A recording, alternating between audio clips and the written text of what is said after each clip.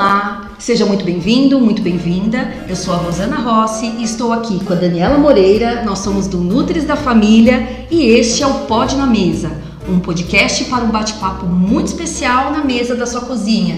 E o que pode na mesa hoje, Dani? Olha só, hoje pode e deve. Deve. Mais um assunto que pode e deve. Eu tenho certeza que aí na casa de vocês tem algum desperdício, tem não? Geralmente sim. Não sabe como armazenar, vai lá no mercado e tem aquele vegetal mais tortinho e fala, não quero esse, por que você não compra? Por que, Rosana? Que é só o bonitinho e o outro lá, como que fica? Só que a cenoura tem que ser retinha, a cenoura tem que nascer perfeitinha, né? Então hoje nós estamos aqui com a doutora Ludmila Dantas. Ela é nutricionista sênior do Sonda Supermercado, coordenadora do Departamento de Qualidade e Segurança dos Alimentos da Rede Sonda. Seja bem-vinda. Oi, meninas. Tudo bem? Bom dia. Obrigada pelo convite. É uma honra vir aqui conversar com vocês e tratar de um tema que acho que é tão fundamental aí para a sociedade, para o meio ambiente. Com certeza. Nesses tempos difíceis aí, pós-pandemia e a sociedade passando por umas readaptações. Uhum.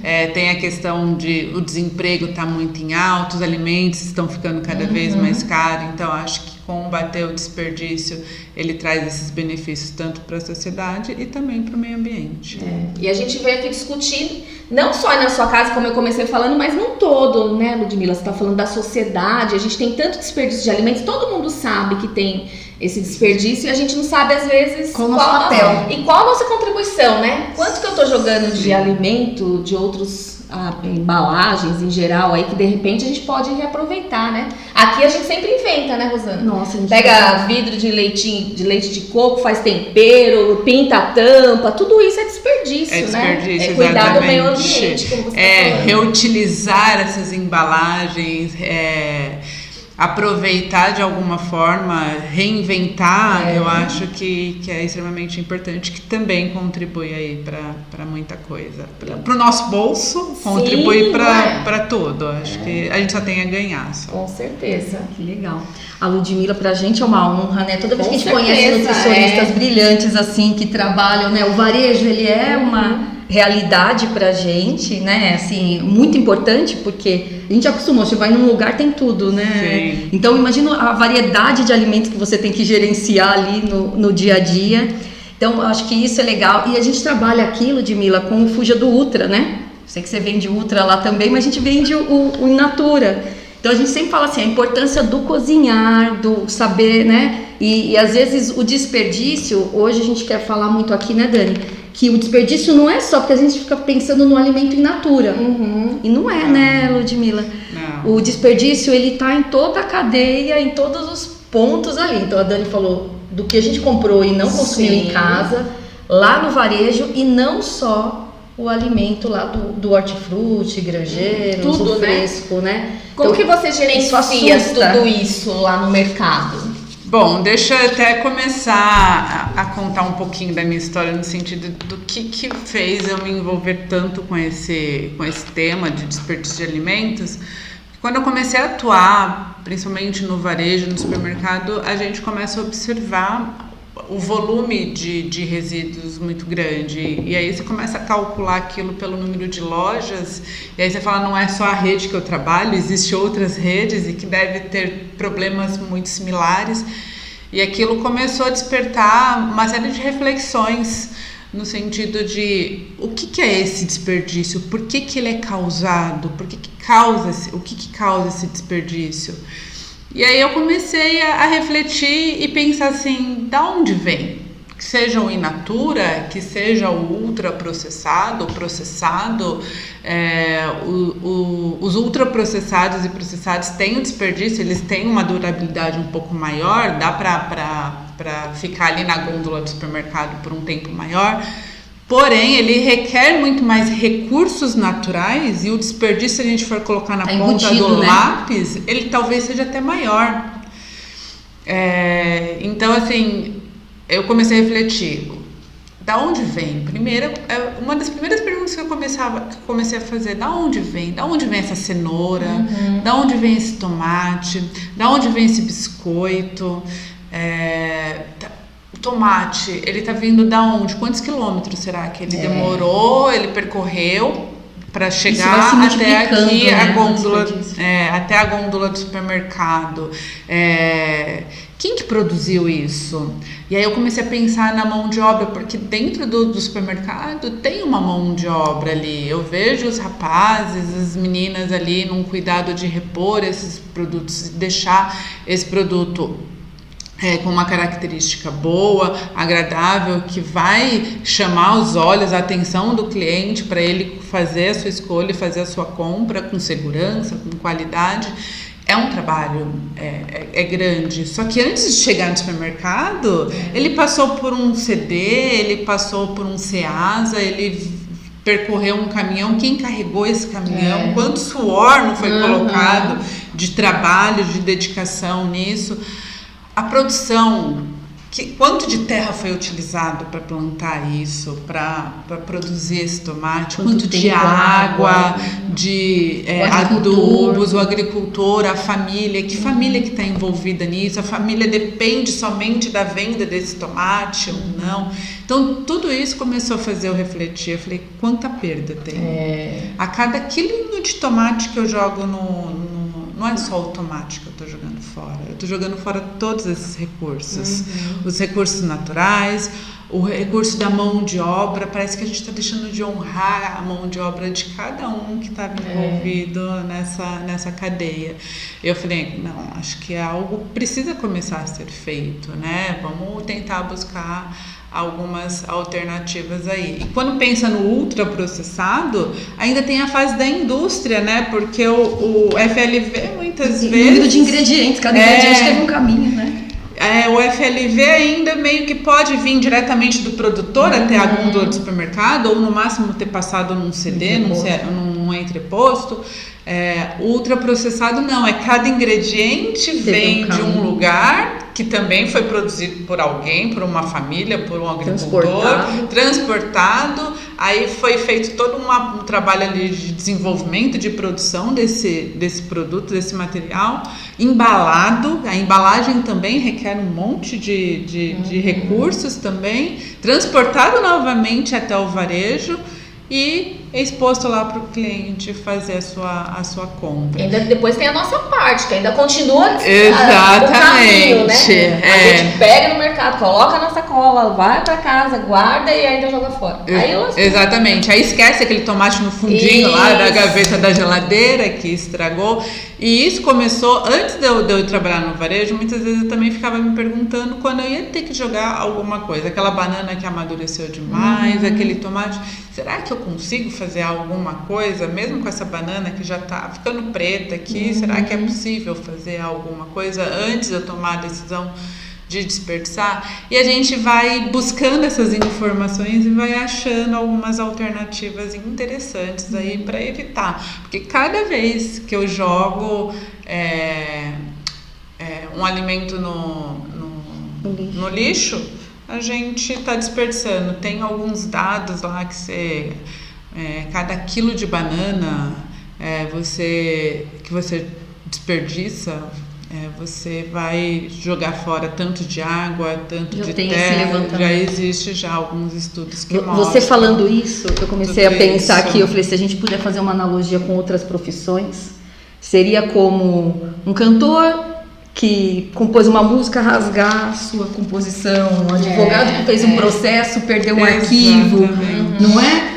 Quer dizer, imagine aí a sua atividade, algo muito importante que você faz com amor, alguém ir lá e queimar, sumir. É a mesma coisa. E é queimar alimento. E se a gente for parar e pensar... Isso só na mão de obra, eu pensando, né? Que no mundo tem milhares de crianças, de pessoas que não têm condições, que estão num estado de subnutrição, que não têm acesso a uma variedade de alimentos que garantam uma alimentação adequada, equilibrada. Isso ainda é mais impactante. Exatamente. gente. É muito mais importante. Nós não estamos sozinhos nesse planeta, né? A gente tem todo uma saúde, a gente trabalha, né? A saúde única ali, todos que estão envolvidos nessa cadeia. Eu trouxe até uns números que eu achei interessante.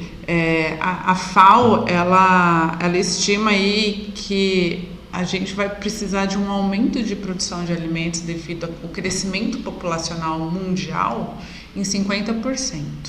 50% de aumento do que a gente já produz de alimentos Isso no mundo considerando hoje. que a gente joga fora, ou será que a gente... Não, então, só que essa conta não fecha. Por quê? Com as mudanças climáticas a gente começa a ter escassez de água, a gente vai tendo várias questões de terras, porque está acabando, a gente não pode mais ficar desmatando da forma como a gente desmatava há 50 anos atrás. Então está diminuindo isso, porque para mim produzir alimentos em massa, a gente precisa de área para plantar esses alimentos, e tudo isso não está fechando a conta. Então eles falam que devido a essas mudanças climáticas, a tudo que está acontecendo no meio ambiente, a gente vai ter dificuldade em produzir, e que isso vai diminuir 25% a produção de alimentos, e a gente vai precisar de um aumento de 50%. Então vai acontecer o que provavelmente? A população mais carente, que já tem dificuldade, provavelmente vai ter mais dificuldade ainda de comprar alimento, porque o alimento provavelmente vai ficar mais caro. E aí, esse número de pessoas que está numa situação mais vulnerável talvez aumente mais. E o desperdício continua? A gente vai continuar desperdiçando? Será que não é um momento da gente ligar um botão de atenção aí e falar, opa, eu não posso mais desperdiçar. Acabou o desperdício, seja na minha casa, seja no supermercado, seja na indústria, porque a indústria e o supermercado também perde muito antes de chegar na nossa casa. A gente perde na nossa casa. Eu acho que a gente, como consumidor, a gente tem que realmente ligar esse botão e falar, não vou mais desperdiçar, acabou. E do consumidor para trás, que seja o varejo, o açougue, a padaria, que seja a indústria, o transporte, achar alternativas também para tentar diminuir esse desperdício. É uma reflexão mesmo que todo mundo tem que... Qual que é a sua contribuição? E você comentando agora, eu fiquei... o mercado, acho que é o que mais perde, né? Assim, o mercado, se a GESP, se a gente for lá, é um negócio de doido. Né? Existem dados na FAO também, que eles mostram uns estudos na cadeia alimentar como um todo, né? Nos países subdesenvolvidos, esse desperdício de alimentos ele é muito maior no início da cadeia, lá no campo, no produtor e na indústria, por questões estruturais, de tecnologia, que muitas vezes não teve um investimento adequado, então já tem uma perda já muito grande ali.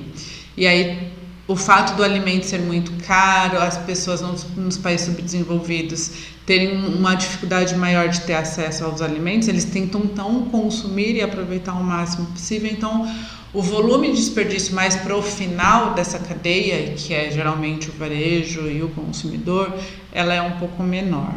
Nos países desenvolvidos, a perda ela é menor no início da cadeia, porque tem tecnologia, tem investimento, e ele já é maior já no final da cadeia, porque existe abundância, existe um consumo muito maior, existe até agora depois eu passo para vocês uma página, não vou lembrar agora de cabeça, é um trabalho de um fotógrafo, que ele viajou o mundo, tirando fotos de famílias com que elas consumiam no mês ou na semana, acho que era na semana, cada família, o que eles consumiam por semana, aquela família, e qual era a composição dessa família. Então você vê nos países desenvolvidos, muitas vezes a família é composta de 3, 4 pessoas, que geralmente é o pai, a mãe, 2 filhos no máximo, e uma mesa repleta que você fala, nossa, quanto alimento, uma variedade, muito alimento ultraprocessado. E nos países mais pobres, você vê uma família muito maior, e com uma variedade de alimentos muito menor. A maioria das vezes não eram alimentos ultraprocessados, ou seja, eles também, o país subdesenvolvido, ele também dá um impacto menor no meio ambiente do que os países desenvolvidos, onde o consumo é maior, onde processa muito mais alimento. E aí é muito interessante você ver essas imagens. Vamos conhecer aí. Depois eu mostro, eu passo para vocês o site que agora de cabeça eu não vou lembrar. E dá para vocês notarem, aí você fala, realmente, essa família aqui, que ela tem tão pouco, ela não vai desperdiçar tanto. Agora, pensando a nível Brasil, como o Brasil, a desigualdade social ela é muito grande, a gente tem desde pessoas que têm um poder aquisitivo muito grande, uma facilidade de consumir, de comprar, de consumir muito maior, e outras famílias nem tanto, esse desperdício ele é visto em toda a cadeia. E de várias formas. De várias formas, desde lá do campo até o consumo final. Então, as famílias que talvez vão ter um pouco mais de abundância, um pouco mais de conseguir comprar mais alimentos com mais facilidade, talvez ela vai ter um desperdício um pouco maior. E a família que tem um pouco de dificuldade, ela não consegue nem ter esse desperdício, porque ela quase não consegue. E quando ela tiver, ela vai consumir, exatamente. Né? Dá vontade, a gente podia ter uma borracha, né? Falar assim, vamos apagar tudo isso? Vamos começar agora? Tudo de novo. Gente, é assim, ó. Simples, né? É assim. A gente colocaria as regras e a gente acabaria com vários problemas, né? Mas não é assim, né? E o que a gente faz, hein? Tem alguma solução, hein? Porque assim, o ano passado, né, Ludmila, teve 2021 foi o ano internacional das frutas vegetais. Tá, mas a gente não tá vendo nada acontecer, né? É tudo muito bonito no papel, pelo menos nós daqui de fora a gente não tá vendo. Você tá enxergando isso dentro de um comércio, de um varejo? Como que tá isso? Eu acho que assim, se cada etapa da cadeia de produção de alimentos fizer a sua parte, de tentar buscar alternativas para diminuir esse desperdício, e inclusive o consumidor final, e também eu acho que precisa de ações governamentais aí que também estimulem essa mudança, com políticas públicas, com algumas legislações que facilite tanto para o empresário de poder fazer algo que direcione melhor, diferente do desperdício disso e para o lixo, quanto para o consumidor também, né? De chegar a mais informação para o consumidor, de educar esse consumidor de uma forma de que mostre para ele, vamos buscar outras alternativas e não vamos mais desperdiçar. Eu acho que isso seria um dos caminhos aí, e cada um fazendo a sua parte, né? Então, se a gente for lá no final da cadeia, pensando no consumidor, tem a questão cultural, que eu acho que é um ponto eu vou comer casca, né? importante. Casca, vou comer casca. Eu sou porco, exatamente. Né? Eles falam. Vou comer casca. Não, eu quero a fruta mais bonita, a fruta mais perfeita, aquela fruta linda, maravilhosa que tá lá na gôndola. Eu não vou comprar a mais feinha, a cenoura tortinha, a maçã que não tá tão bonita, aquele mamão que já tá com uma pintinha. Não quero, eu quero o mais bonito. Será que realmente tem essa necessidade da gente ser tão exigente na questão estética? Porque se a maçã, a cenoura tá torta, o valor nutricional dela é exatamente o mesmo. Ou melhor, dependendo da origem. Exatamente. Né? Se for um orgânico, não tiver tantos agrotóxicos e tudo mais, talvez vai trazer até mais benefícios do que aquela cenoura perfeita. Ou tem muitos alimentos aí que infelizmente também a gente teve que fazer algumas mudanças. Eu falo a gente, o ser humano, de fazer as modificações genéticas nele para ele poder produzir mais um volume para atender a necessidade da população. Mas a gente deixou a natureza de lado, né? Tipo, cara, não, ele vai ter que seguir esse padrãozinho aqui, desse jeito, que é o que vai me garantir produtividade, que é o que vai me garantir menos perda.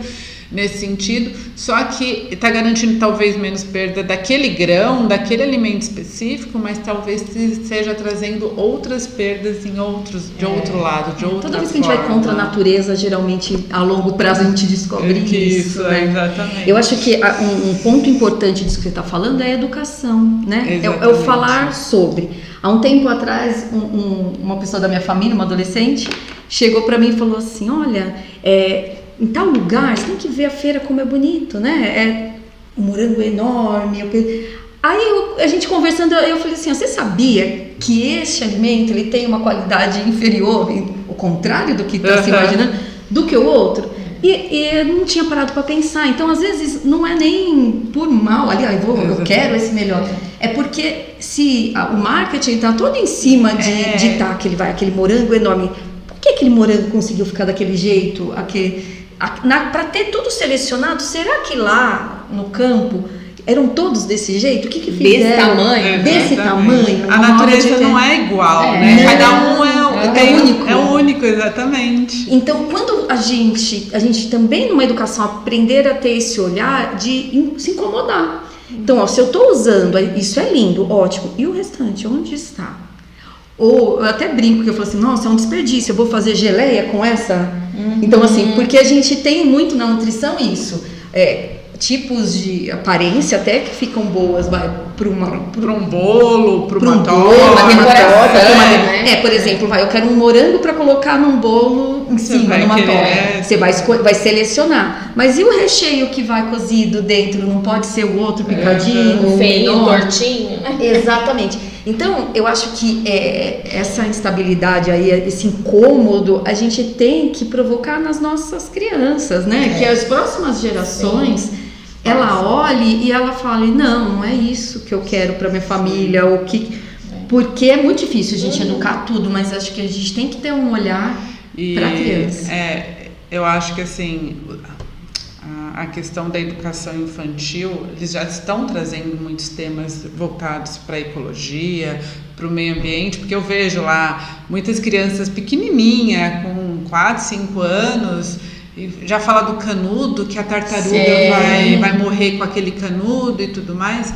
Mas eu acho que dentro desse conteúdo, eu acho que tem que abordar muito a questão do alimento. Porque a nossa geração, eu acho que foi muito embutido o fator da gente fazer a escolha do alimento pensando muito no valor nutricional, na qualidade dele, nutricionalmente falando. Eu vou comer menos gordura, ou vou procurar uma gordura de uma melhor qualidade. É isso. Então você vê muitas pessoas hoje, principalmente acho que na nossa faixa etária ali, buscando essas informações e tomando as decisões por esse lado. Eu acho que a gente tem que ir além desses questionamentos, pensar no alimento, na cultura. É o nutricionismo, cultura, né? Que a gente vem falando aí, que é o reducionismo, exatamente. Acho que a gente tem que ir além disso e começar a levar isso para as crianças, para elas irem no além, pensar no alimento e não só no nutriente.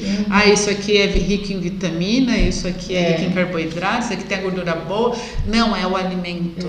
Ele o que ele vai trazer para mim? Qual o sentido ele vai trazer para minha vida? Porque a criança, ela não deixa de comer, ela olha lá, vai uma cenoura, ela não fala, não quero comer a vitamina A que tem aí, não, ela não quer comer a cenoura. Exatamente. É o alimento. Só que a gente vai mudando, né? A criança vai crescendo e a gente vai embutindo isso na mente dela.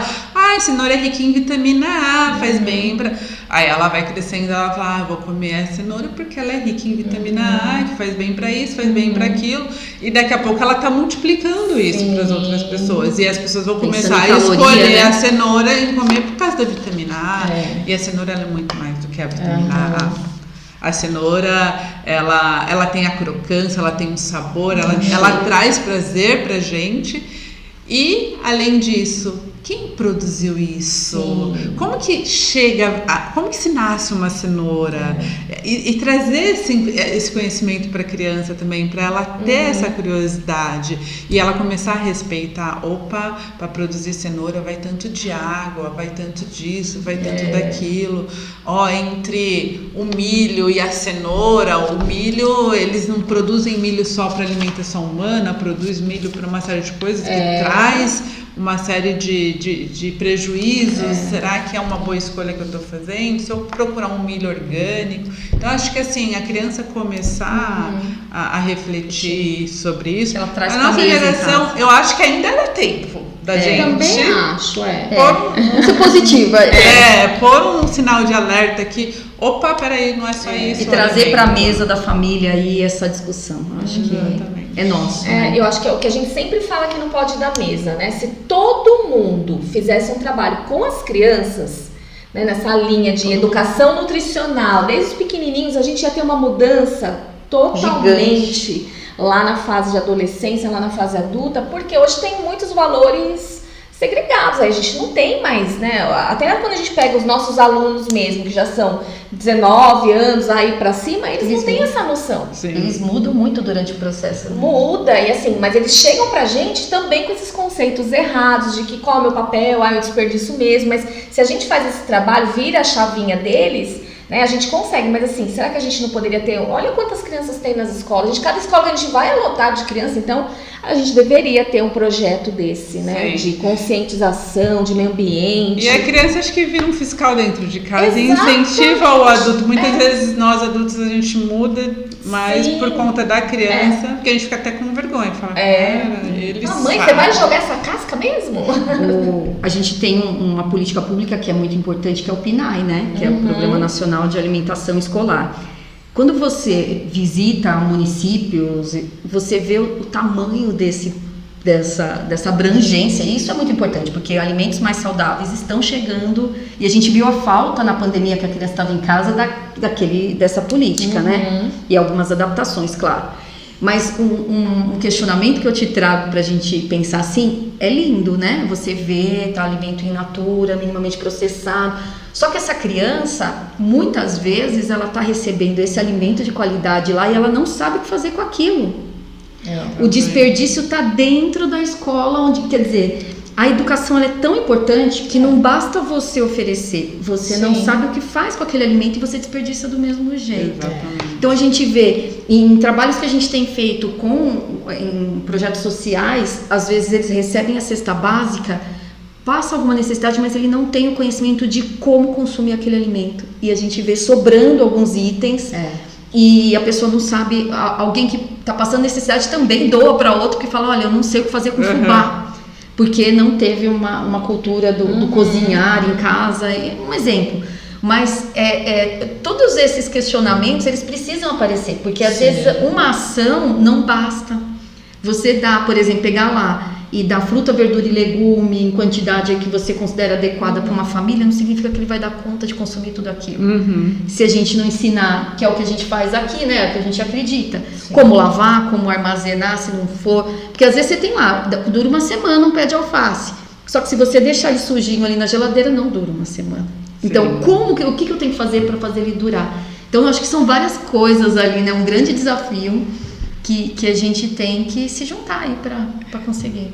Aí quando você entra nesse assunto, eu tô aqui pensando que uma das alternativas que a rede que eu trabalho, Som dos Supermercados, buscou para tentar diminuir esse volume de desperdício, lógico que ainda acho que tem muito trabalho ainda para ser feito, muita coisa ainda para ser melhorado, foi buscar parceiros que realmente tinham essa preocupação de realmente utilizar e preparar quem está recebendo esse alimento para que ele seja aproveitado e não desperdiçado.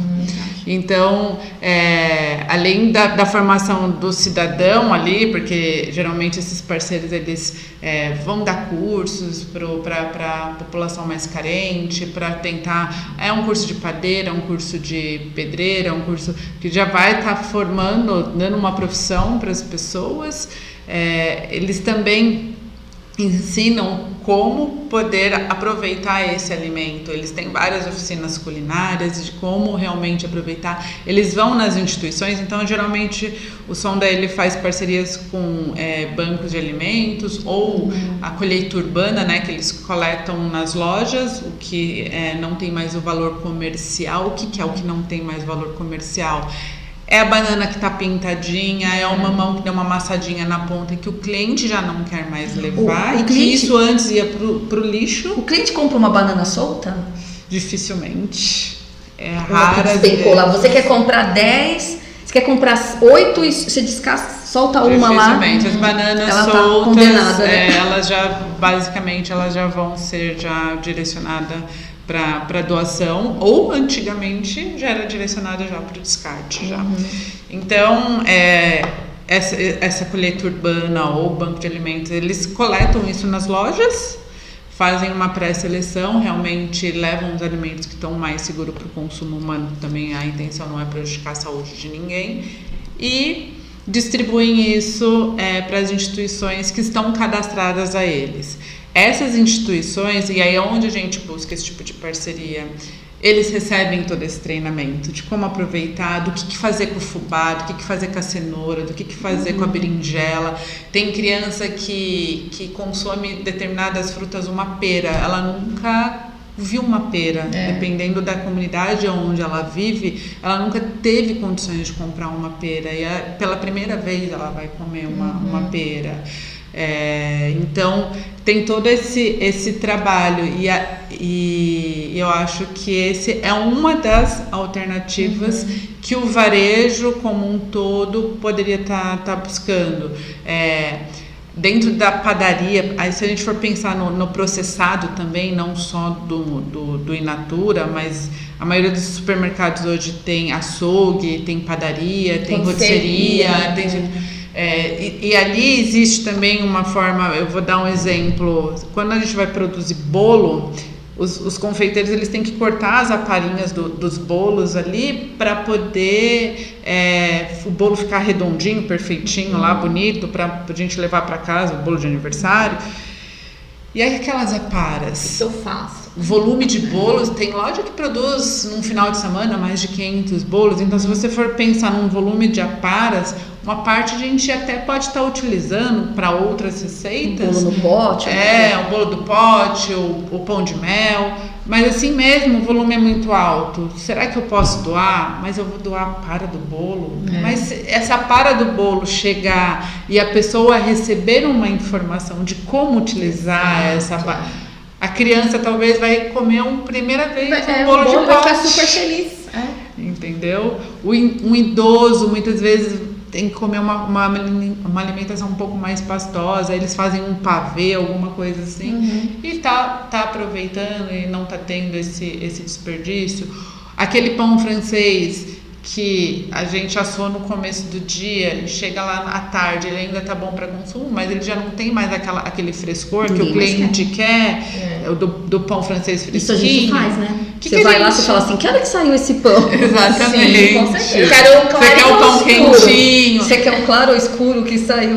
E não pode faltar o pão, né? Porque se você chega na padaria e não tem o pão, aí você tá sujeito a perder o cliente. Cara, eu vou lá, nunca tem pão, então eu não vou voltar. Assim, padaria, você avalia uma padaria pelo pão francês. Com certeza. E aí você fala, vai sempre sobrar. E eu vou fazer o que com esse pão? Então a gente tenta buscar as alternativas do que fazer. Eu vou doar, dá para mim usar numa receita interna, o que eu posso fazer com esses produtos. Então o varejo, ele vem buscando alternativas. Eu acho que ainda a gente está engatinhando, tem muita coisa ainda para se melhorar. De buscar as alternativas. Essa parte de processados em FLV, eu acho que traz um benefício para o consumidor, porque muitas vezes a gente tá até na rua, quer consumir uma fruta, um suco, uma salada de fruta, alguma coisa ali na rua mesmo, não dá tempo de passar em casa, então tá ali já cortadinho, higienizado. É melhor isso, né, do que ultraprocessado. Muitas vezes isso veio daquele mamão que amassado. que amassou a pontinha dele, que eu aproveitei mais de 80% dele. Daquela banana que talvez estava já para amadurecer ou soltou da penca lá da banana e o cliente já não quer mais levar, a gente tenta achar alternativas. Só que o volume de alimentos dentro do varejo ele é tão alto que a gente não consegue absorver isso. E aí a gente vai para uma segunda etapa. Qual é essa segunda etapa? Vamos doar. Então, a gente está fazendo parceria hoje com a maioria das lojas aí, através desses bancos de alimentos, ou instituições que a gente realmente assegure realmente que tem esse trabalho de aproveitamento, de que ele vai dar o destino mais adequado possível para esse alimento, que também não faz sentido nenhum eu doar aqui para ele virar a esquina e jogar fora. Então, precisa de um trabalho de conscientização, porque são os alimentos, provavelmente os imperfeitos que estão chegando lá, e ele também vai olhar e falar assim, nossa, o mercado tá me doando isso aqui, né? Sim. Então, tem que saber. Educação em todas as etapas, para todos os tipos de populações, aí, porque senão vai continuar. Enquanto a gente não mudar isso, né, vai acontecer vários desperdícios, a gente não vai chegar em lugar nenhum, né? Ô Ludmila, você falou assim, o Sonda, eu moro em frente ao Sonda, a minha vida é dentro do Sonda. Então, assim, é um mercado que a gente vê que se preocupa, né, com os alimentos, a padaria do Sonda, pra mim é a melhor que tem, porque, sinceramente, tem umas aí, a gente tá falando do Sonda, né, não vou falar do outro. Mas, assim, é uma das melhores, assim, não tem o que discutir, tudo sempre fresquinho, os funcionários atendem muito bem. E a gente falou muito de FLV, mas você tem esses outros alimentos por trás, né? Então, o açougue, eu acredito que tenha muito desperdício também, as próprias aparas, né, que a gente estava conversando antes. Que outras estratégias vocês utilizam lá para evitar esse desperdício desse outro lado? A questão do açougue, por exemplo, que nem a gente estava conversando, eu acho que o Procon ter apoiado e assinado um decreto autorizando a produção de carne moída com algumas regras onde vai garantir para o consumidor a qualidade, a segurança. Eu acho que foi uma vitória muito grande, porque o açougueiro ele tá lá fazendo o bife do contrafilé, fazendo o bife do alcatra, não sei o quê, e para sair o bife perfeito, que é o que todo mundo também quer, né? Não quer o bife tortinho, que é um bife perfeito, vai sobrar as aparas. Essas aparas é carne de qualidade, estava exatamente na mesma peça do bife. Então, se eu manter numa temperatura adequada, se o meu colaborador estiver realmente treinado e fazendo os procedimentos adequados, eu vou produzir uma carne moída de alcatra com qualidade, eu vou produzir uma carne moída de patinho com qualidade, dentro de uma sala toda controlada, com a sua temperatura, um equipamento também preparado para fazer essa moagem e garantir. E eu reduzir o desperdício. Que ela não vai mais... Exatamente. Iria pro lixo. Provavelmente iria pro lixo, porque eu poderia usar a apara para fazer um molho à bolonhesa numa rotisserie. Isso que eu ia falar agora, a rotisserie ajuda muito. Ajuda, só que assim, o volume de carne que eu vendo é muito maior do que o volume de lasanha bolonhesa que eu vendo. Então não tem como, ia ter o desperdício. E aí acho que foi uma das grandes conquistas. A mesma questão no setor de frios, a gente tem lá, vou fatiar mussarela, presunto, que são dos itens que mais vendem, vai chegar no final da peça, fica aquela ponta. Aquela ponta, ela já não vai dar a fatia perfeita. Eu vou fazer o que com essa fatia? Então a gente tenta absorver isso com pizzas, moendo isso, colocando em pizza, na própria lasanha. Então a gente tenta achar essas alternativas. A mussarela já ralada no próprio setor. Exatamente. Né? A gente tenta achar essas alternativas aí, porque senão o desperdício seria muito maior. Muito maior. Eu já acho ele grande, né? Eu acho que... Qualquer desperdício a gente já incomoda, né? Exatamente. E eu acho que quanto mais a gente agir em cima disso, fazer ações em cima do desperdício, é vantagem para todo mundo, porque indiretamente a indústria embute lá no custo dela esse valor da perda. Não a conta para a indústria que está produzindo o alimento, para o produtor que está produzindo esse alimento, também não vai fechar. O varejo, indiretamente, também acaba embutindo isso. Então, talvez um dia a gente chegue realmente a combater esse desperdício de uma forma até que vai reduzir o custo desse alimento para todos nós. Sim. E aí, acho que todo mundo vai ganhar. Tanto as empresas, que vão passar a perder menos, como aumenta o lucro e aumenta consumidor, o planeta, né? E o consumidor vai reduzir no bolso dele, e aí também vem todas as questões sociais, ambientais, que a gente vai ter mais ganhos. Nossa, tanta coisa para se Tanta coisa na minha cabeça até que não. Ontem uma aluna falou assim, na minha cabeça tem várias janelas abertas, professora, que a senhora tá falando. Eu falei assim, agora é a da minha agora. É porque a gente que gosta, né, dessa linha de pensar no ser humano, mas também de pensar na cadeia e fazer educação nutricional, né, a gente vê que a gente tá fazendo pouco ainda, né, principalmente na área da nutrição, né, nós de falamos, crescer mais. Exatamente. Nós falamos, Lúdia, aqui do hortifruti, ali eu tô visualizando o supermercado. Aí fomos à padaria, falamos também das aparelhas de bolo, que dá para usar. Foi até a rotisserie, que ficou ali do lado. Fomos ao açougue. E o processado e ultraprocessado? O alimento seco, embalado. Que tá ali no meio da loja, ali naquelas gôndolas. Também vai vencer, que né? tem os dois, né? Tem os que estão sob refrigeração, que tem um shelf life menor, né? A data de validade menor. E tem uns que a gente imagina assim, foi o que você falou assim, a falsa ideia, porque quando a indústria começou a colocar tanto conservante, aumentar o tempo de prateleira, você fala assim, para evitar desperdício. Por quê? Porque você tem uma grande produção e aí você consegue processar de forma que ele vai ter um tempo de prateleira maior. Mas será que isso resolveu? Não, infelizmente. Então essas duas perguntas, o da prateleira que fica fora da geladeira e o que precisa de refrigeração. Fala um pouquinho pra gente. Eu acho que não resolveu muito essa questão de você conseguir aumentar esse prazo de validade, porque o desperdício ainda continua. Até a Abras, ela faz aí um levantamento anualmente do que a Abras, a Associação Brasileira de Supermercados, onde estão as maiores perdas do setor varejista. FLV é o campeão. Que é óbvio, assim, a gente sabe Exatamente. Por conta da tempo. Tem a questão cultural da nossa fragilidade sociedade do produto. E a fragilidade. Ele realmente vai acabar estragando mais rápido e aí, consequentemente, esse desperdício vai ser um pouco maior mesmo.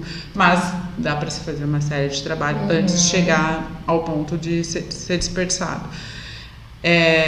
Mas o segundo item que mais perde dentro do supermercado são os alimentos processados e ultraprocessados devido ao prazo de validade. Venceu, a gente tem que fazer o descarte. Não tem o que ser feito, não dá para comercializar, não dá para aproveitar, não, simplesmente ele é descartável. Você sabe, Ludmila, você já ouviu essa pergunta? A Dani já muitas vezes. As pessoas chegam para nutricionista e falam assim: quanto tempo depois que venceu pode comer um produto? Nossa. Eu falei assim, não pode. E se eu congelar? Você já escutou muito? Você já escutou essa pergunta? Sim. Na verdade, nenhum dia, porque nenhum dia. Se você está respeitando os testes do... Quem define o prazo de validade é o fabricante. O fabricante vai fazer uma série de estudos. O que está por trás desses estudos é o que a gente... Eu me questiono muito. O que está por trás desse estudo? É só uma análise sensorial ou é uma análise de segurança que vai proteger a minha saúde? E em alguns casos eles colocam um sensorial primeiro, porque ele não vai querer colocar a marca dele em risco, vai, né? O biscoito fica murcho. Exatamente. Então, assim, se a expectativa do consumidor é comprar aquele biscoito, ele ter aquela crocância, e ele consegue garantir que aquela crocância fique exatamente até aquele prazo, ele vai colocar aquele prazo de validade. Por mais que na questão de segurança ainda tem mais alguns meses pela frente aí, ele não vai querer colocar a marca dele. E com certeza. Mas não tem como eu saber exatamente qual o critério que ele levou. Então a gente tem que seguir realmente a validade. A lei define de que o produto tem que ser consumido dentro daquele prazo, a gente vai comercializar ele até aquele prazo, após aquele prazo não ser mais comercializado. Eu, como consumidora, para mim ter uma segurança, porque eu não sei se a indústria fez uma análise sensorial ou uma análise microbiológica para garantir aquele prazo, eu vou ter que descartar. E aí eu acabo descartando. O que muitas vezes eu observo de comportamento do consumidor, e talvez eu trago isso como uma reflexão para o consumidor, é o seguinte. Vou pegar um exemplo, leite condensado, por exemplo. Eu tenho um leite condensado, ele geralmente tem prazo de validade aí de 6 meses, mais ou menos. Eu não lembro agora de cabeça, são muitos itens.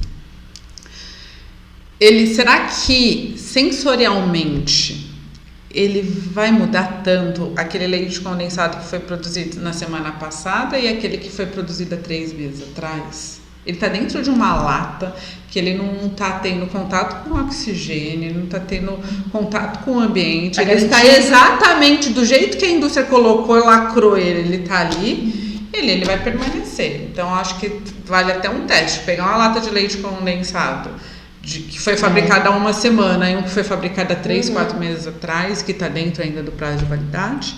Será que dá alteração aí? Só que aí o que nós, como consumidores, a gente tem o costume de fazer? A gente vai na gôndola do supermercado e a gente fica lá olhando a data de validade. Primeiro é ver se realmente o produto está vencido ou não, para tomar a decisão se eu vou levar ou não o produto. Ok, até aí.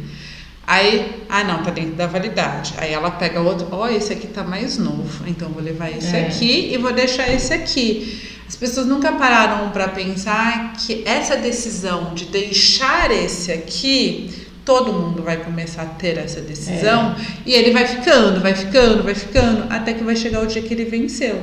E qual é a ação da empresa que está comercializando ele? Venceu, jogou fora. Se eu vou consumir esse leite condensado hoje, eu vou fazer meu bolo, meu brigadeiro hoje, né? Por que eu vou ter que escolher um mais novo e deixar um mais velho, sendo que ele tem o mesmo sabor, o mesmo valor nutricional, ele tá tudo igual, tá tudo intacto, ele tá numa embalagem lacrada. Exato. Então acho que fica também como uma reflexão. É diferente se eu quero comprar leite condensado porque eu vou estocar na minha casa, eu vou consumir daqui 3, 4 meses, o produto vai vencer. Aí ok, eu vou tentar pegar um mais novo. Mas se é um item que eu vou comprar para eu usar na mesma semana, no mesmo dia, eu acho que não tem essa necessidade. Né? Pão de forma deve acontecer muito isso. Tava aqui pensando, porque a gente faz, eu faço isso no pão de forma. Né? Até quando eu consigo consumir? O pão de forma, apesar que, não sei se vocês repararam, acho que uns 2 anos para cá, a indústria andou modernizando as embalagens. Então tem alguns pães que aumentou o prazo de validade porque ele está dentro de uma outra embalagem que garante isso. Principalmente a questão sensorial, porque a gente quer realmente um pãozinho mais fresquinho mesmo. Mais macio, exatamente. E quando ele vai ficando um pouco mais perto da validade, ele já vai perdendo um pouco desse frescor, e aí o cliente realmente não gosta. Então, assim, só que aí a indústria que ela começou a perceber que o cliente faz isso, e ela está buscando alternativas em tecnologias de embalagem para tentar garantir realmente que dentro daquela embalagem, até aquele dia, ele vai ter exatamente a mesma característica. Aquela embalagem plástica um pouquinho mais fina, realmente, acho que quanto mais perto da validade, o pão vai ficar um pouco mais ressecado, ou até tenha a probabilidade maior de crescer fungos antes de vencer, pode acontecer. Então, só que aí o que a indústria começou a fazer, e aí acho que foi uma boa estratégia da indústria para tentar diminuir o desperdício e garantir realmente a qualidade até o prazo final, é tentar buscar outras alternativas em embalagens. Os tamanhos das embalagens também, né? Porque eu lembro que antigamente eram 500 gramas, falando em pão de forma, hoje você tem de 300, porque também. O tamanho da família diminui. E aí dá tempo de consumir. Então, são muitas coisas, eu acho que vários personagens ali que vão ter que estar atrás. Só complementando, assim, a gente tem consciência, quando estuda o tempo de prateleira, igual a gente estava falando da validade, que o dia seguinte aquele produto não está estragado. Por isso que é Sim, a nossa dor, né? Mas Exatamente. que não existe, quando perguntarem isso pra gente, nunca a gente vai poder uma segurança. dar uma segurança. Exatamente. E também é muito caro esse teste. Então não tem como você falar assim, vamos testar pra ver se ainda posso consumir. Não dá, é alguma coisa. Hoje existe tecnologias, não sei se vocês, depois eu até mostro para vocês também, de embalagens. Eu ainda não vi no Brasil, eu já vi propagandas e alguns artigos falando dessas tecnologias de embalagens que mostra o crescimento de micro-organismo dentro do alimento, porque todo alimento ele não é estéril, né? Sim. Ele tem uma carga microbiana ali. E aí vai mostrando e até o ponto que ele já não está mais seguro para consumo. E o cliente toma a decisão se ele vai consumir ou não vai consumir de acordo com aquela carga microbiana que vai crescendo. Que eu acho que é um fato interessante, porque ele não vai simplesmente tomar uma decisão em cima de uma data de validade, que pode ser só sensorial e que teoricamente estaria bom para consumo por mais um bom tempo, mas não tem como a gente garantir, porque a gente não sabe exatamente quais foram os critérios que a indústria utilizou para tomar a decisão daquele prazo de validade de 6 meses, de 1 ano, de 2 meses. No caso de pão, geralmente são 5, 6 dias. Então, aí para o consumidor tomar essa decisão, ele tem que estar muito bem treinado, conscientizado, senão ele vai querer processar a indústria, né? Eu comi, passei mal, não sei o que, mas não é que vai passar esse mal, mas qualquer outra coisa que ele comeu, ele vai associar por conta daquela carga microbiana que ele foi informado. Então é muito complexo. Né? Exatamente. Acho que o nosso consumidor, pelo menos aqui no Brasil, não está preparado para isso. Né? E eu acho que a questão do prazo de validade, você falou assim, no perecível e não perecível, né? Na sua pergunta anterior. Um cuidado que eu acho que nós consumidores também tem que ter é de que a validade também ela não é a verdade absoluta, no sentido que se eu não tomar, eu como consumidor, os devidos cuidados com determinados alimentos, não significa que ele vai realmente durar até aquele prazo de validade. Eu vou comprar um queijo que ele tem 5 dias de prazo de validade, um queijo fresco. Eu vou pôr no porta-mala do meu carro. Eu vou pegar uma estrada por 3, 4 horas numa temperatura 40 graus dentro do carro. Será que realmente ele vai durar os 4 dias, que é o que o fabricante está recomendando? Então, eu como consumidora também tenho que ter essa responsabilidade e de falar, ele está pedindo para mim conservar em temperatura controlada, em uma refrigeração ou um produto congelado. Então eu vou tentar chegar o mais rápido possível e já armazenar isso na temperatura que eu tenho que armazenar. Com certeza. Bom, o nosso bate-papo tá super gostoso. Só pra gente falar, queria que você falasse um pouquinho, Ludmila, pra gente, pros nossos ouvintes, qual é o papel aí do nutricionista dentro do comércio, dentro de um supermercado? Porque hoje você está como coordenadora, né, do controle de qualidade, segurança de alimentos, mas você tem outras responsabilidades lá dentro, né, de todas as lojas. Hoje você supervisiona 42 lojas, né, 44. Né, lojas. E qual é o papel ali? O nutricionista, a gente estava conversando um pouquinho antes, né, falando dessa paixão que a gente vai tendo com o tema, com a educação alimentar, com a educação nutricional, com... a gente vai abraçando umas causas, né, que a gente não consegue ficar exatamente... Lógico, eu como coordenadora do departamento de qualidade dentro do Sonda, o meu objetivo principal é eu garantir os processos dentro da empresa para trazer essa segurança e essa qualidade que o consumidor e as legislações nos exigem. Então, esse é o meu objetivo principal. Só que você vai vendo no decorrer, na sua rotina, no seu dia a dia, certas coisas que você fala, opa, dá para mim melhorar isso aqui. O desperdício de alimentos foi um deles. Essa conversa com o consumidor uma outra coisa bacana também, que acho que o nutricionista pode fazer. Afinal de contas, o consumidor dificilmente conversa com a indústria ou com o produtor de alimentos. Não é o produtor que está dando a cara lá para vender o tomate, não é a indústria que está lá dando a cara para vender o leite condensado. Quem está lá é o varejista.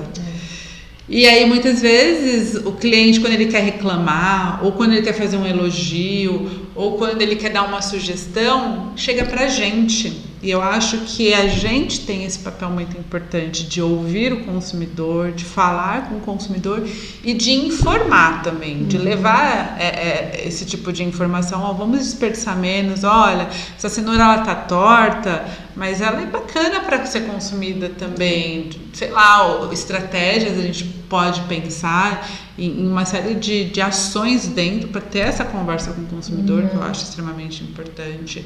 Há uns anos atrás a gente fez um trabalho bacana de tentar informar para o cliente os saudáveis, que um corredor onde tem os alimentos mais integrais, menos processados, que a indústria já está buscando fazer, né, com mais fibra, sem conservante, sem muito açúcar, menos sódio.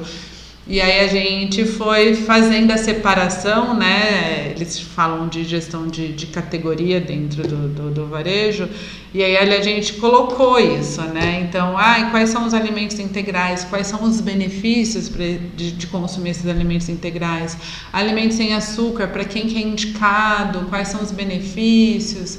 Então a gente fez esse trabalho que foi uma forma de conversar com o cliente, né? E FLV eu acho que tem muita coisa para ser feito, para ser trabalhado, tanto na parte de diminuir esse desperdício dentro do próprio varejo, né, de mostrar para o cliente, compra essa cenoura mais tortinha, que ela também tem o mesmo valor nutricional, ela é cenoura também, ela não é porque ela é feinha que ela deixa de ser cenoura. Como também a questão nutritiva, de como preparar, o que fazer. Eu acho que tem muita coisa para ser feito. E nos outros setores, eu acho que o trabalho do nutricionista, além de garantir essa qualidade, que é o meu principal objetivo, dá para desenvolver uma série de outros trabalhos. A gente, quando eu vejo, eu estou inserida dentro de projeto de processados no açougue lá, a gente quer fazer hambúrguer, vamos fazer hambúrguer, como que a gente vai fazer? Aí vem pedir sugestão pra gente, a gente conversa com o açougueiro, qual a melhor carne, e é um aprendizado muito legal. Bacana. Então vamos para as indicações, porque se deixar a gente passa a hora aqui, estamos tudo curioso. O Lud, tem alguma indicação para o nosso ouvinte, se quiser ler, procurar receitas? O que a gente pode... eu vou passar depois para a gente colocar na descrição. Para as minhas colegas aqui. A questão daquele site do trabalho do fotógrafo, que eu não lembro agora de cabeça, que eu acho que é interessante para vocês divulgarem. E para quem é interessado em querer saber um pouco mais sobre aproveitamento integral dos alimentos, de como utilizar as melhores receitas, de inovar, eu quero fazer uma receita com a casca da batata, com a casca da banana, tem umas receitas deliciosas. E aí eu vou tomar liberdade até, nem falei com esses meus parceiros, mas acho que eles não vão se importar, né? Muito, mesmo porque o site deles é aberto. Mas assim, procurem dentro do site do Mesa Brasil, do Sesc, que é um trabalho a nível Brasil aí, muito bacana. Aí eles têm várias dicas de como evitar esse desperdício, e tem os dados também sobre o desperdício, o quanto eles diminuíram de desperdício, o quanto eles doaram, eles arrecadaram de alimentos e quais as instituições que são atendidas por eles. Eu acho bacana. A Prato Cheio, a Associação Prato Cheio também, ela fez há pouco tempo atrás um e-book também com várias receitas aí de aproveitamento integral de alimentos, e aí vocês podem tá divulgando aí esse trabalho deles. Tá ótimo. E agora vamos, para não desperdiçar a batata. A nossa batata. Aqui é batata quente, mas agora pega o FLV inteiro aí. Tá um varejo inteiro. Ludmila, você trazendo muita informação, muitas reflexões maravilhosas. Conta pra gente, estudar é bom para? para mim, agregar mais conhecimento. Eu acho que isso aqui ninguém tira de mim, não. O que eu estudar, o que eu agregar dentro de mim de conhecimento é algo que eu levo para sempre. Legal. Você prefere doce ou salgado? Eu acho que é salgado. A gente fala assim, você desperdiça menos doce ou salgado? Qual fruta você não deixa estragar na sua fruteira? Ah, com certeza. E para quem me conhece, sabe muito bem que é a banana. A banana é basicamente uma banana por dia, pelo menos. A Nutri é que come uma banana. Um prato que te remete à infância. Um prato que me remete à infância. Eu gosto muito das coisas com milho. Eu brinco que eu falo que, para quem é religioso, que Deus, quando ele fez o milho, ele estava inspiradérrimo. Aí veio o homem e criou as receitas com milho, que para mim são as melhores receitas que tem. Então eu amo curau, pamonha, a própria polenta, o bolo de fubá, são as coisas, uma das coisas pipoca, que eu mais... né? Verdade, pensando desse lado, é verdade. Olha, tava inspirado mesmo. Tava inspirado mesmo. Tudo, né? Não, farinha de milho, aí tem... Na nutrição, flocão. quando você olha o alimento... É sempre esse sentimento que a gente tem, né? Sim. De inspiração. Porque você fala, inspiração. como pode nascer numa árvore quando você abre uma pitaia, por exemplo? Coisa mais linda, um kiwi. E quando eu vejo o milho in natura, eu olho aquela espiga e eu vou abrindo assim a espiga e eu vou vendo, eu falo, gente, olha que perfeição. Ver os grãozinhos a embalagem, né? É a coisa mais linda. E aí eu falo, cara, quem que criou o curau? Pois da onde não é? veio essa ideia? Aí eu fico Quem colocou no fogo, né? Aí o cara colocou o milho no fogo, estourou e viu que dava pra comer. Que gente, Foi loucura, uma mulher, né? eu acho. Eu não sei quem foi, mas eu acho que foi uma mulher. Ô, Ludmila, você me confortou agora, porque às vezes eu abro uma berinjela e fico, gente, é tudo tão perfeito aqui dentro. Eu acho que é meio olhando na berinjela, mas todas pintinhas, como que todas as berinjelas são iguais, né? Aí a gente vê que é muito perfeito, né? A criação de Não dá pra vida. jogar isso fora. Não dá pra jogar fora, de jeito nenhum. E que isso nos alimenta de diferentes formas, né? Sim. Ou então conversando com a... Ô, Ludmila, ó, tem uma pessoa aqui. Ai, meu Deus, vai sobrar pra mim. Tem que sobrar, porque assim, essa Nem semana sei o que ela tá eu comi chuchu, que eu gosto muito, e ela Não gosto de chuchu. fala, eu tô sem graça, chuchu. Esse é o Ludmila, vamos inventar umas receitas Uma pra ela. receita de chuchu. Porque alguém já me formou desde criança falando que era a vitamina A, B e C. Não é. Água, bagaço e casca. Eu nunca me interessei muito. Vou fazer uma educação nutricional. Mas a gente tem que evoluir. Eu não sei se faz parte da minha evolução comer o chuchu. Vai mas fazer. eu garanto pra vocês que todos os outros estão sempre entrando. Eu levei marmita essa semana, tinha chuchu, fiquei comendo, lembrando da Rosana.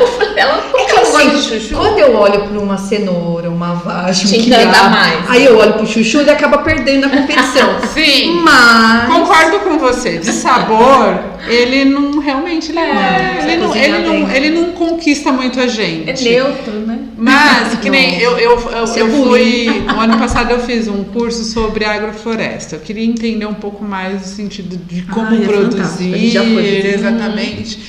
E aí a gente foi numa plantação aqui em São Paulo, na Zona Leste, onde eles estão regenerando um terreno que estava cheio de coisa de construção civil e agora está virando uma agrofloresta. Tem uma coisa mais... Um dos pés mais bonitos que eu achei foi de chuchu. Eu passei a admirar o chuchu. Ele pode não conquistar muito do sabor. Boa. Ele pode não conquistar muito do sabor, mas o pé de chuchu é lindo. Vai falar igual minha mãe, assim, sopa de pedra. A gente vai fazer uma sopa de chuchu com carne, cenoura, abobrinha, arroz. Deve ficar bom, né? Brincadeira, gente. Vou fazer receitas com chuchu. Vai sair um e-book de chuchu da Rosana. Chuchuzinho. Até que tem uma frase, né? Mas que chuchuzinho, né? Não, mas aí se alguém me elogia falando que eu sou um chuchu, eu já não vai jogar vendo. Mas acho que essa frase, que chuchuzinho, acho que deve ter vindo do pé do chuchu. Pode ser. Mais fofinha. Pronto, É a fechou. coisa mais fofinha. Aí, a Ludmila resolveu o seu dilema. Eu tava pensando, por que alguém chama alguém de chuchu? Acha Sem meio graça, pálido, não Cheio sei. de casa. Ai, me amo da batata quente aqui. Nossa, na cerca. Ai, tudo maluco, pessoal. Vocês nos escutam até o final e tem que aceitar isso. Vamos fechar com um pensamento mais profundo do que o chuchu aqui. Um pensamento para finalizá-lo. Nossa, agora você me pegou, hein? Foram tantos, né? Pensamento, eu não tenho como eu não trazer como um pensamento de que vamos agir em cima do desperdício de alimentos urgentemente. A população precisa, o mundo precisa disso. Eu acho que ações de combate ao desperdício de alimentos é um papel e responsabilidade de todos. Desde o consumidor, as grandes empresas, aos grandes produtores, todos têm a sua responsabilidade, sua parcela aí de buscar alternativas para combater esse desperdício de alimentos. Perfeito. Eu acho que a gente pode trazer aqui essa questão. Dizem que o homem só sobreviveu por conta da capacidade de se reunir, de se agregar, aquela história do 1 mais 1 é mais que 2. Nossa capacidade de organização e de pensar é que nos manteve vivos, aí algumas espécies não. Sim. E a gente tá aqui. Então, eu acho que a gente pode fechar esse episódio aqui com tudo isso que você nos fez refletir e que espero que em casa também, que 1 mais 1 é mais que 2. Se cada um fizer a sua parte, a gente consegue fazer algo muito maior aí, e que isso é uma situação de emergência, né? A gente precisa fazer, a gente precisa economizar recurso, e alimento é vida, né? A gente precisa dele, e ter prazer e ter uma boa relação com esse alimento. E é esse apelo que a gente traz aqui. É o que a gente sempre coloca aqui no Pod na Mesa e também lá no Fuja do Ultra, com receitas rápidas, fáceis, congelamento, né? Viu que um alimento você não consumiu, congela e cria outras preparações. Então, quem não nos segue aqui ainda no Pod na Mesa, já faz a sua inscrição, deixa o like, a gente precisa de like. Coloca aí, né? Ativa o sininho para receber as notificações e vai lá no Fuja do Ultra e vai lá no Instagram, @Nutris da Família, pra gente sempre estar trazendo pessoas maravilhosas como a Ludmila aqui no nosso espaço, né? Que hoje mais uma vez a gente está aqui, né? Que bom. Na mesa aqui mesmo, na mesa entrando aí na sua casa, para trazer uma reflexão pra gente melhorar de vida. É o que a gente mais espera, né? Com esse nosso projeto aqui. Maravilhoso. Quer dar um Eu tchau? agradeço realmente o convite. Eu acho que é extremamente importante que eu tenha conseguido plantar alguma sementinha aí de reflexão para todos que forem assistir o Pode na na Mesa. Assistir aqui no YouTube e ouvir em todas as plataformas de áudio. Spotify, Amazon Music, Deezer, todas as outras. Tá no trem, no metrô, lavando louça, caminhando. vai ouvir o Pod na Mesa. Pode escolher.